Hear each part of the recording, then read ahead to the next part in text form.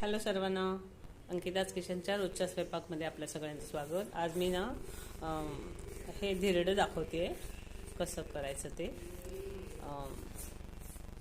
बेसन, कांदा, टोमॅटो, कोथिंबीर, तिखट, हळद, तिखट, मीठ आणि कोथिंबीर असं सगळं घालायचं, असं तयार करायचं आणि ते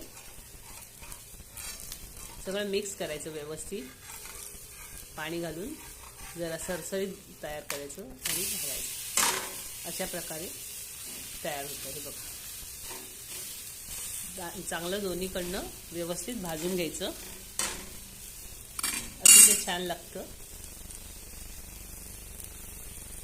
तुम्ही दुपारच्या जेवणात पण खाऊ शकता, रात्रीच्या जेवणात पण खाऊ शकता। असं तयार करायचं।